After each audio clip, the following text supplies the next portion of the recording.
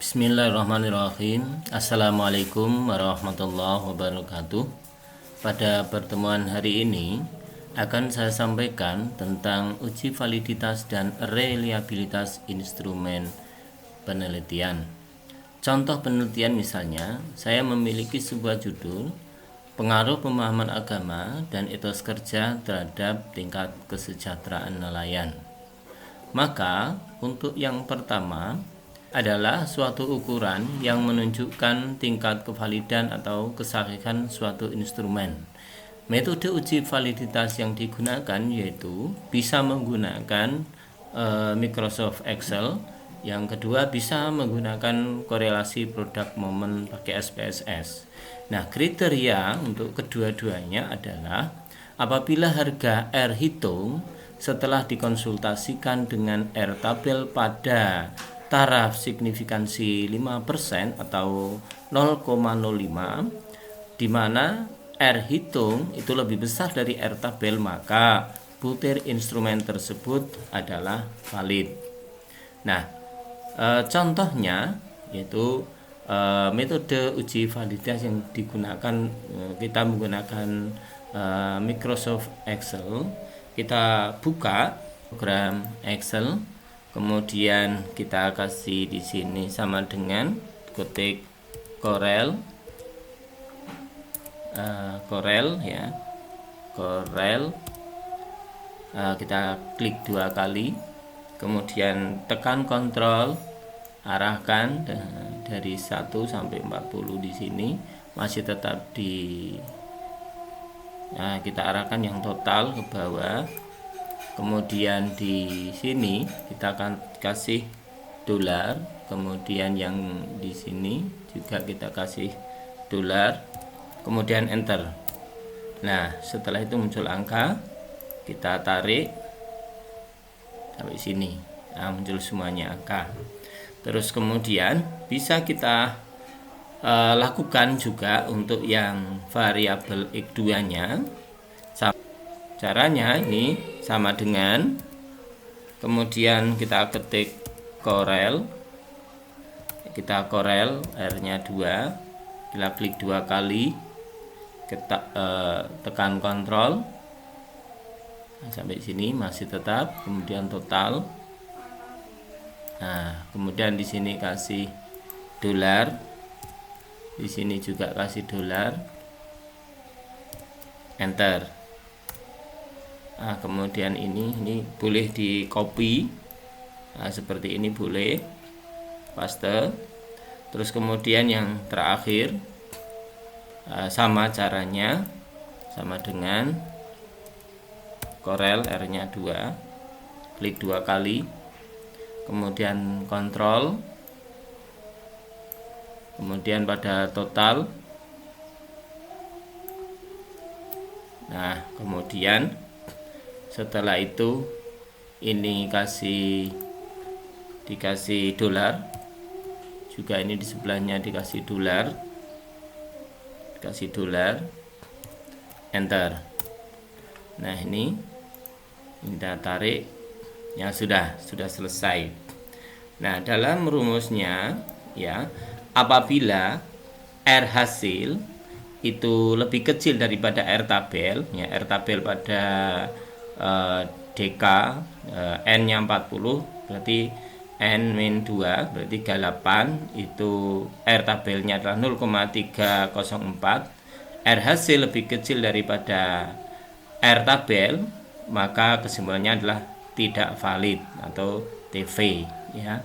Ini lebih besar dari R tabel, maka di sini valid. Ini tidak valid, ini tidak valid, ini tidak valid karena lebih kecil daripada R tabel. Ini juga tidak valid ya, nomor X114 tidak valid, dan seterusnya. Ya, kita jelaskan hasilnya.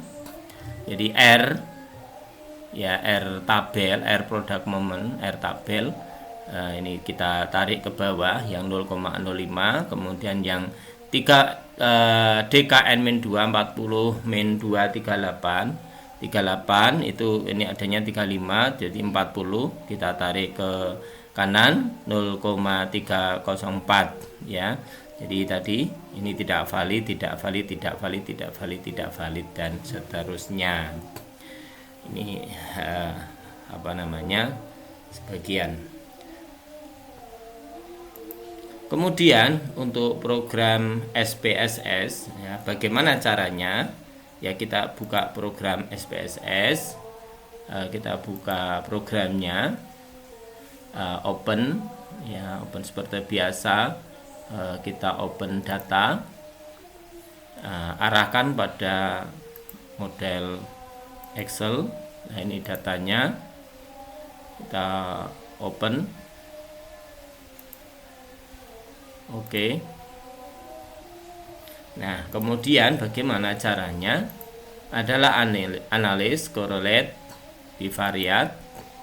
Kita masukkan setiap variabel ya sendiri-sendiri. Jadi X ini yang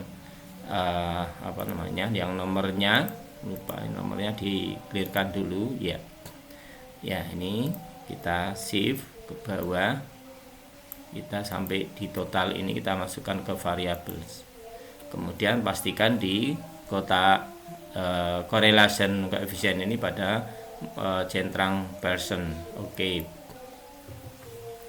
Nah, kemudian bagaimana cara memaknainya? Jadi nilai R hasil, total hasil 0,088 ini lebih kecil dari R tabel ya, 0,304 ya. Ini jadi 0,304. Nah, ini kesimpulannya ya. Jadi hasil R ya, R hasil itu 0,088. Ini juga 0,0876 sama hasilnya. Jadi pakai program Microsoft Excel maupun pakai program SPSS itu hasilnya sama, caranya juga sama, hasilnya sama.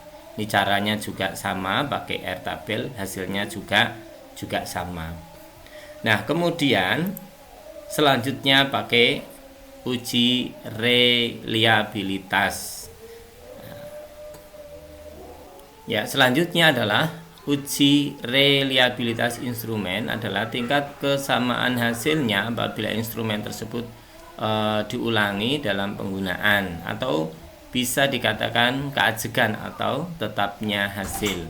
Nah, metode uji reliabilitas digunakan yaitu Crova-Almbach atau Alpha-Cronbach. Kriterianya adalah nilai reliabilitas dapat dilihat dalam kolom Cronbach alpha, yaitu apabila nilainya lebih besar dari 0,6 maka koefisien tersebut adalah reliable, dengan kategori bahwa Cronbach alpha lebih kecil dari 0,06 ya. Alpha Cronbach lebih kecil dari 0,6 itu reliabilitasnya buruk. Cronbach alpha 0,6 sampai dengan 0,79 itu adalah reliabilitasnya diterima. Kemudian Cronbach alpha lebih besar dari 0,8 itu reliabilitasnya baik. Ya, coba kita praktikkan analis skala reliabilitas analis. Kemudian kita melihat tadi yang tidak valid ya, tidak valid itu tidak usah dimasukkan ke sebelah kanan. Jadi yang valid saja. Ini yang valid. Kemudian ini valid ya. Jadi ini valid, ini valid, ini valid. I9 tidak valid. Ya, ini valid. Valid. Nah, lebih jelas ini valid, ini tidak valid. Kemudian ini valid. Ini valid, dan valid. Ya, ini kita masukkan ke sebelah item. Nah, kemudian statistik kita centang yang item dan skala if item deleted, continue, kemudian oke. Nah, ini kemudian kita akan menemukan nilai alpha Cronbach atau Cronbach alpha 0,830 ya. Mungkin itu saja yang bisa saya sampaikan. Terima kasih atas perhatiannya. Kita tutup dengan bacaan hamdalah. Alhamdulillahirabbil alamin. Wassalamualaikum warahmatullahi wabarakatuh.